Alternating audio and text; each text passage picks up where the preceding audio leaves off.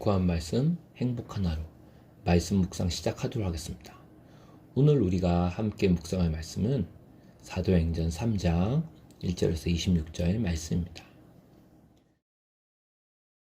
제3장 제9시 기도 시간에 베드로와 요한이 성전에 올라갈새 나면서 못 걷게 된 이를 사람들이 메고 오니 이는 성전에 들어가는 사람들에게 구걸하기 위하여 날마다 미문이라는 성전문에 두는 자라.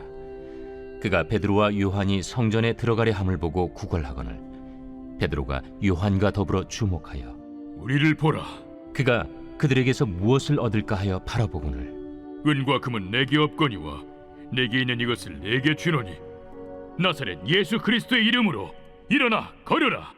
오른손을 잡아 일으키니 발과 발목이 곧 힘을 얻고 뛰어서서 걸으며 그들과 함께 성전으로 들어가면서 걷기도 하고 뛰기도 하며 하나님을 찬송하니 모든 백성이 그 걷는 것과 하나님을 찬송함을 보고 그가 본래 성전 미문에 앉아 구걸하던 사람인 줄 알고 그에게 일어난 일로 인하여 심히 놀랍게 여기며 놀라니라. 나은 사람이 베드로와 요한을 붙잡으니 모든 백성이 크게 놀라며 달려나아가 솔로몬의 행각이라 불리는 행각에 모이거늘 베드로가 이것을 보고 백성에게 말하되 이스라엘 사람들아, 이 일을 왜 놀랍게 여기느냐? 우리 개인의 권능과 경건으로 이 사람을 걷게 한 것처럼 왜 우리를 주목하느냐? 아브라함과 이삭과 야곱의 하나님, 곧 우리 조상의 하나님이 그의 종 예수를 영화롭게 하셨느니라. 너희가 그를 넘겨주고 빌라도가 놓아주기로 결의한 것을 너희가 그 앞에서 거부하였으니 너희가 거룩하고 의로운 일을 거부하고 도리어 살인한 사람을 놓아주기를 구하여 생명의 주를 죽였도다. 그러나 하나님이 죽은 자 가운데서 그를 살리셨으니 우리가 이 일의 증인이라. 그 이름을 믿음으로 그 이름이 너희가 보고하는 이 사람을 성하게 하였나니 예수로 말미암아 난 믿음이 너희 모든 사람 앞에서 이같이 완전히 낫게 하였느니라. 형제들아, 너희가 알지 못하여서 그리하였으며 너희 관리들도 그리한 줄 아노라. 그러나 하나님이 모든 선지자의 입을 통하여 자기의 그리스도께서 고난받으실 일을 미리 알게 하신 것을 이와 같이 이루셨느니라. 그러므로 너희가 회개하고 돌이켜 너희 죄 없이 함을 받으라. 이같이 하면 새롭게 되는 날이 주 앞으로부터 이를 것이요 또 주께서 너희를 위하여 예정하신 그리스도 곧 예수를 보내시리니 하나님이 영원 전부터 거룩한 선지자들의 입을 통하여 말씀하신 바 만물을 회복하실 때까지는 하늘이 마땅히 그를 받아두리라. 모세가 말하되 주 하나님이 너희를 위하여 너희 형제 가운데서 나 같은 선지자 하나를 세울 것이니 너희가 무엇이든지 그의 모든 말을 들을 것이라. 누구든지 그 선지자의 말을 듣지 아니하는 자는 백성 중에서 멸망받으리라 하였고 또한 사무엘 때부터 이어 말한 모든 선지자도 이 때를 가리켜 말하였느니라. 너희는 선지자들의 자손이요 또 하나님이 너희 조상과 더불어 세우신 언약의 자손이라. 아브라함에게 이르시기를 땅 위의 모든 족속이 너희 씨로 말미암아 복을 받으리라 하셨으니 하나님이 그 종을 세워 복 주시려고 너희에게 먼저 보내사 너희로 하여금 돌이켜 각각 그 악함을 버리게 하셨느니라. 선교사님들이 사역을 할 때 공통적으로 하는 말이 있습니다. 선교는 주님이 하신다는 말입니다. 실제로 초대교회와 사도들은 어떻게 그 선교의 사역을 감당했을까요? 오늘 사도행전 3장 말씀을 통해 사도들이 예수 그리스도의 증인으로 살았을 때 그들의 선교 사역을 통해 오늘날 강서교회가 사역해야 할 방향과 그런 선교 전략을 우리가 알 수가 있습니다.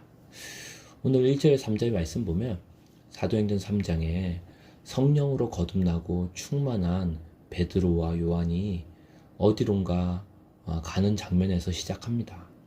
어디로 올라가는 중일까요? 예루살렘 성전으로 올라가는 장면입니다.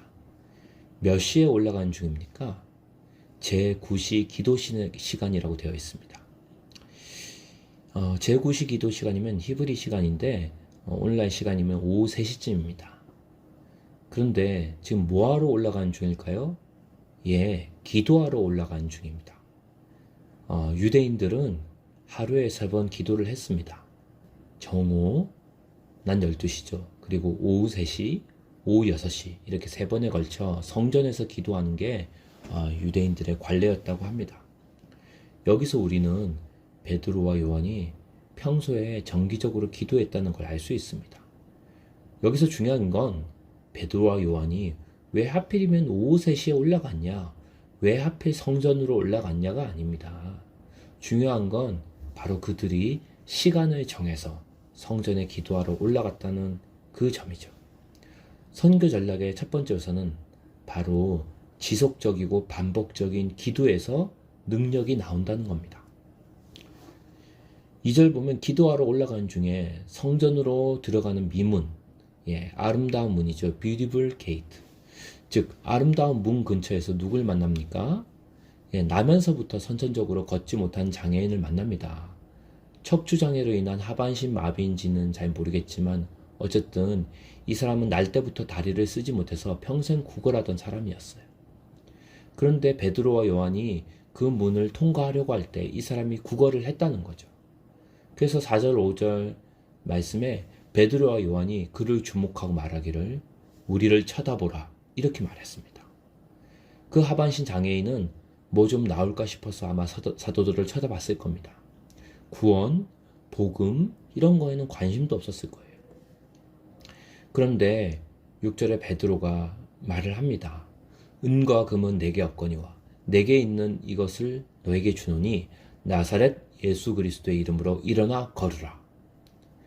즉 하나님의 사역은 은과 금에 달려있는 게 아니라 능력에 달려있다는 거죠. 아무리 돈이 많아도 예수 그리스도의 이름에 능력이 나타나지 않으면 선교는 불가능합니다. 성경이 그렇게 말하고 있습니다. 선교는 돈으로 하는 게 아닙니다. 물론 돈이 필요하지만 그것이 본질이 아니라는 거예요. 선교는 철저하게 성령의 능력으로 그 권능으로 하는 거라는 거죠. 7, 8절 말씀 보니까 베드로가 예수 그리스도의 이름으로 딱 그 사람의 손을 잡아 일으키니까 어떻게 되었을까요? 평생 한번 걸어본 적이 없는 그 사람이 벌떡 일어나 팔짝팔짝 뛰면서 하나님을 찬송했다는 겁니다. 그 사람이 성전 안으로 뛰어 들어가서 하나님을 찬양하니까 사람들이 우글우글 웅성웅성대며 모이며 깜짝 놀라죠. 아니 이게 웬일이야? 저 사람 미문에 앉아서 구걸하던 안전뱅이 아니야? 저 사람이 어떻게 낫게 된 거야? 이거 정말 기적이다. 이 기적의 현장에서 그때부터 베드로가 이때다. 딱 타이밍, 찬스를 본 거죠. 잡은 거죠. 그리고 막 부활하신 예수님에 대한 복음을 전하기 시작합니다. 12절부터 나오는 본문이 바로 베드로의 전도 설교죠. 그러니까 오늘 우리가 사도행전에서 확인할 수 있는 하나님의 선교 전략, 즉 사도들의 선교 전략의 패턴을 알 수 있다는 거죠. 왜냐하면 이 패턴은 사도행전 4장뿐만 아니라 사도행전 전체에 걸쳐서 공통적으로 계속 나타나는 부분이기 때문입니다. 잘 보십시오. 기도하게 되니까 성령의 역사가 나타납니다. 표적과 치유와 기적의 역사가 일어나죠. 그렇게 되니까 복음을 증거할 수 있는 문이 열리게 되고 그 복음을 듣고 사람들이 어떻게 됩니까? 구원을 받고 교회가 세워집니다. 베드로와 요한이 기도하러 올라갔다가 장애인을 만나서 치유의 역사가 일어났습니다. 그리고 이 치유 사건을 통해 수많은 사람들이 복음을 듣게 되고 구원을 받게 됩니다. 즉 평소에 끊임없는 기도 사역을 통해 주님이 기적의 역사를 일으키죠. 그리고 그 기적 앞에 수많은 사람들의 강팍한 마음들이 무너지게 되는 거예요. 그때 사도들이 복음을 딱 전하니까 구원의 역사가 일어나고 교회가 세워진다는 거죠. 이 패턴은 사도행전 전체에서 계속해서 반복됩니다. 베드로의 사역에서도 나타나고요. 바울의 선교에서도 나타납니다.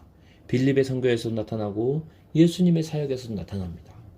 쉽게 얘기하면 먼저 기도하고 그 다음에 성령의 역사가 나타나고 그때 사람들이 주님의 역사를 보고 마음이 열려지면 그때 복음을 전하는 거예요. 그리고 그 복음 듣는 자리에서 구원받는 역사가 일어난다는 거죠. 그러니까 선교사역은 주님의 선교 전략대로 하면 너무 쉽습니다. 먼저 기도하면 반드시 성령의 역사가 일어납니다. 그리고 사람들이 도저히 부인할 수 없는 주님의 역사가 일어나서 예수님의 이름 앞에 항복하게 될 때 우리는 뭐 하면 되는 거예요? 그냥 이제 복음을 전하면 되는 거죠. 예. 그러니까 우리가 하면 어렵지만 하나님이 하면 쉬운 게 선교예요. 내가 하려고 하니까 어렵지. 정말 주님의 선교 전략대로 하면은 너무나도 단순하고 쉽고 하나도 복잡하지 않다는 거죠. 그러니까 먼저 뭐부터 하면 된다? 일단은 기도부터 하라는 거죠. 그것도 지속적이고 반복적인 기도의 삶 가운데 성령의 역사가 나타나는 거죠. 오늘 주님께서 맡겨주신 영혼들, 작은 교회 식구들, 또 가정과 직장이 주님의 능력으로 성령의 권능으로 복음화 되도록 우리가 기도하길 원합니다. 오늘도 변함없이 예수님의 이름을 믿고 선포한 자들 가운데 치유와 회복의 역사가 일어나는 줄 믿습니다. 그래서 우리가 기도해야 되는 거예요. 오늘도 부활하신 주 예수님의 이름으로 치유와 회복과 기적의 역사, 성령의 권능의 역사가 일어나도록 사람들이 부활의 주님을 알도록 교회가 권능 가운데 세워지도록 함께 기도하기를 원합니다.